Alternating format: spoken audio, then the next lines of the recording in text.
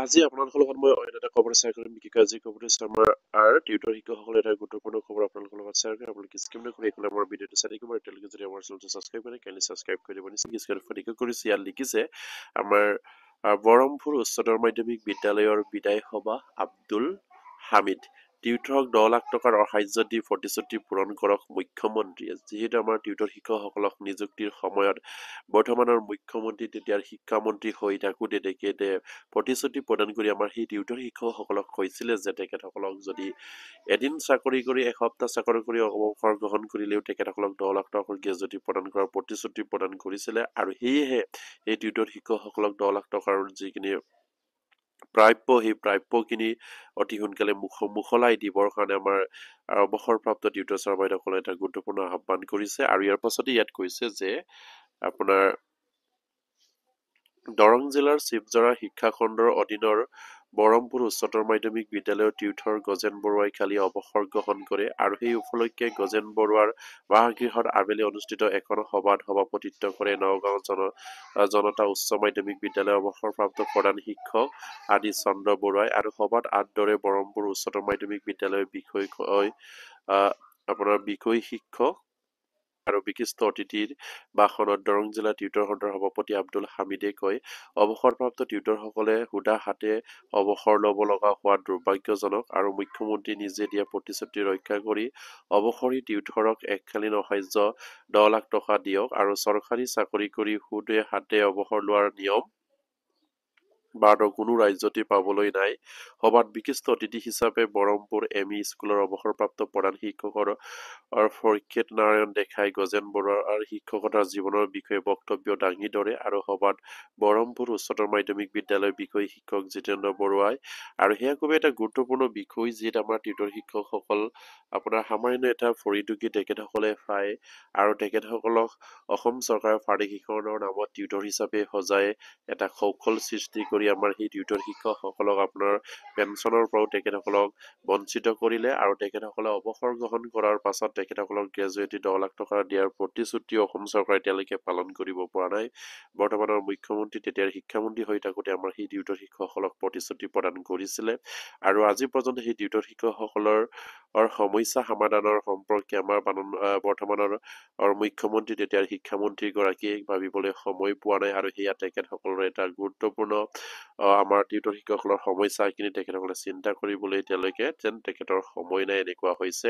আৰু এইদৰে আমাৰ অৱসৰপ্ৰাপ্ত টিউটৰ ছাৰ বাইদেউসকলেও দাবী উত্থাপন কৰিছে যে তেখেতসকলক অতি সোনকালে 10 লাখ টকাৰ যিখিনি গ্ৰেজুৱেটি প্ৰদান কৰাৰ কথা কৈছিল আমাৰ মুখ্যমন্ত্ৰীগৰাকীয়ে তেতিয়াৰ শিক্ষামন্ত্ৰী হৈ থাকোঁতে সেইখিনি মুকলাই দিবৰ কাৰণে বাৰম্বাৰকৈ তেখেতসকলক অনুৰোধ জনাই আহিছে আৰু যিসকল টিউটৰ ছাৰ বাইদেউসকল বৰ্তমান কৰ্মত নিয়োজিত হৈ আছে সেইসকল টিউটৰকো এটা ফৰ্টেল বুলি তেখেতসকলক টিউটৰ পৰা টিচাৰ আপগ্ৰেড কৰাৰ প্ৰচেছ কৰাৰ প্ৰতিশ্ৰুতি প্ৰদান কৰিছিলে আৰু কিন্তু আজি পৰ্যন্ত সেইখিনিও মাননীয় মুখ্যমন্ত্ৰীয়ে নকৰিলে আৰু সেয়াই আমাৰ প্ৰাদেশিকৰণৰ নামত খুব এটা ৰহস্যজনক প্ৰাদেশিকৰণ বুলি ক'ব লাগিব অসম চৰকাৰ সেয়া কিন্তু প্ৰাদেশিকৰণ নহয় সেয়া অসম চৰকাৰে এটা কৌশল কৰি আমাৰ সেই শিক্ষকসকলক টিউটৰ সজাই তেখেত চৰকাৰৰ সেই টিউটৰ শিক্ষক হিচাপে নিযুক্তি দিয়াটো খুবেই এটা ৰহস্যজনক কাৰণ সেইসকল টিউটৰ তেখেতসকলে বহু বছৰ তেখেতসকলে শিক্ষকতা কৰি বিনা বেতনে শিক্ষকতা কৰি থকাৰ পাছত তেখেতসকলক পূৰ্ণ পৰ্যায়ৰ শিক্ষক হিচাপে প্ৰাদেশিকৰণ কৰিব লাগে কিন্তু প্ৰাদেশিকৰণৰ নামত টিউটৰ সজাই সেইসকল কৰ্মচাৰীৰ প্ৰাপ্যৰ পৰা অসম চৰকাৰৰ মাননীয় মুখ্যমন্ত্ৰী তেতিয়াৰ শিক্ষামন্ত্ৰীয়ে বঞ্চিত কৰিলে আৰু সেয়া নিশ্চয়কৈ অসমৰ মাননীয় মুখ্যমন্ত্ৰীয়ে সেইখিনি কথা বুজিব লাগে আৰু ইয়াৰ পাছতে কৈছে যে বৰমপুৰ উচ্চতৰ মাধ্যমিক বিদ্যালয়ৰ বিষয় শিক্ষয়িত্ৰী সংগীতা চহৰীয়া আৰু বিষয় শিক্ষয়িত্ৰী ভাগ্য ডেকা আৰু শিক্ষয়িত্ৰী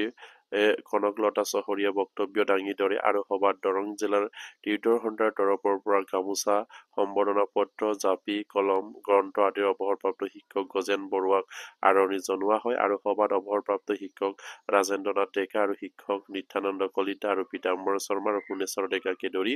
বহু বিশিষ্ট ব্যক্তি উপস্থিত থাকে আৰু সেয়া খুবেই এটা গুৰুত্বপূৰ্ণ বিষয় যিহেতু অসম চৰকাৰে আমাৰ টিউটৰ শিক্ষকসকলক তিলকৈ তেখেতসকলক হয়তো অৱসৰকালীন সময়লৈকে তেখেতসকলক ঠেলি দি আছে, কিন্তু তেখেতসকলৰ সমস্যাখিনি অসম চৰকাৰে এতিয়ালৈকে সমাধান কৰাৰ কোনো সহায় কৰা নাই, আৰু সেয়া খুবেই এটা দুৰ্ভাগ্যৰ বিষয় আমাৰ টিউটৰ শিক্ষকসকলৰ কাৰণে। কাৰণ সেই সকল টিউটৰে সামান্য এটা পৰিটুকি পায়, আৰু অৱসৰ হোৱাৰ পাছত তেখেতসকলে বিনা হাতে খালী হাতে তেখেতসকলে অৱসৰ গ্ৰহণ কৰিবলগীয়া হয়, আৰু অৱসৰ গ্ৰহণ কৰাৰ পাছত তেখেতসকলৰ কোনো পেঞ্চন নাই, কোনো তেখেতসকলৰ আপোনাৰ গ্ৰেজুৱেটি নাই, আৰু সেই অসম চৰকাৰৰ এটা চাকৰি কৰি এজন চাকৰিয়ালে যেনেদৰে অৱসৰ গ্ৰহণ কৰে, সেয়া তেখেতসকলৰ এটা গুৰুত্বপূৰ্ণ এটা বিষয় কিয়নো কাৰণ অৱসৰ গ্ৰহণ কৰাৰ পাছতে চৰকাৰী চাকৰিয়াল হিচাপে তেখেতসকলে পেঞ্চন পাব লাগে, কিন্তু পেঞ্চনৰ পৰাও সেই অকল আমাৰ টিউটৰক অসম চৰকাৰে বঞ্চিত কৰিলে, আৰু সেয়া অসম চৰকাৰৰ মাননীয় মুখ্যমন্ত্ৰী আৰু শিক্ষামন্ত্ৰীয়ে এবাৰ বিবেচনা কৰিব লাগে, আৰু সেই টিউটৰ শিক্ষকসকলৰ উদ্ধাৰ হকে অসম চৰকাৰে চিন্তা কৰিব লাগে। যিহেতু অসম চৰকাৰে প্ৰাদেশিকৰণৰ নামত তেখেতসকলে কুট কৌশল কৰি টিউটৰ হিচাপে প্ৰাদেশিকৰণ কৰিলে, আৰু তেখেতসকলৰ এটা সেয়া খুব এটা তেখেতসকলৰ কুট কৌশল বুলি ক'ব লাগিব, কাৰণ প্ৰাদেশিকৰণৰ নামত পূৰ্ণ পৰ্যায়ৰ শিক্ষক হিচাপে প্ৰাদেশিকৰণৰ নাম আমি শুনিছিলো, কিন্তু অসম চৰকাৰে কিন্তু 2021 চনত প্ৰাদেশিকৰণৰ শব্দ সুমিয়াই দি তেখেতসকলক টিউটৰ হিচাপে নতুন এটা শিক্ষকৰ সমস্যা সৃষ্টি কৰি সেইসকল বছৰ বছৰ দনিত বিনা বেতনে শিক্ষকতা কৰি অহা সেইসকল শিক্ষকক টিউটৰ সজাই অসম চৰকাৰে কি ধৰণৰ কুট কৌশল সৃষ্টি কৰিলে সেয়া অসম চৰকাৰৰ মাননীয় মুখ্যমন্ত্ৰী তেতিয়াৰ শিক্ষামন্ত্ৰীগৰাকীয়ে গম পাব, আৰু সেয়া সকলোবিলাক সমস্যা কেৱল আমাৰ মুখ্যমন্ত্ৰীয়ে যদি সমাধান কৰোঁ বুলি ভাবে তেনেহ'লে নিশ্চয়কৈ সমাধান কৰিব পাৰে, আৰু সেয়া অতি সোনকালে আমাৰ টিউটৰ ছাৰ বাইদেউসকলে দাবী উত্থাপন কৰিছে যে মাননীয় মুখ্যমন্ত্ৰী আৰু শিক্ষামন্ত্ৰীয়ে টিউটৰ শিক্ষকসকলৰ বিষয়টো চিন্তা কৰি শিক্ষকসকলে আপগ্ৰেড কৰা, আৰু তেখেতসকলক গ্ৰেজুৱেটি প্ৰদান কৰা, আৰু তেখেতসকলক পেঞ্চন প্ৰদান কৰাৰ ব্যৱস্থা কৰিব লাগে বুলি তেখেতসকলে দাবী উত্থাপন কৰি আহিছে, আৰু সেয়া অতি সোনকালে মাননীয় মুখ্যমন্ত্ৰী আৰু শিক্ষামন্ত্ৰীয়ে যেন কৰক সেয়া আমাৰ ফালৰ পৰা বাৰম্বাৰ অনুৰোধ জনাই আহিছো, আৰু প্ৰত্যেকগৰাকী টিউটৰ ছাৰৰ যাতে নেকি এইখিনি খবৰ পাই আপোনালোকে শ্বেয়াৰ কৰি দিব, আৰু তেওঁলোকে যদি আমাৰ চেনেলটো ছাবস্ক্ৰাইব কৰে ছাবস্ক্ৰাইব কৰিব। নমস্কাৰ, জয় অসম।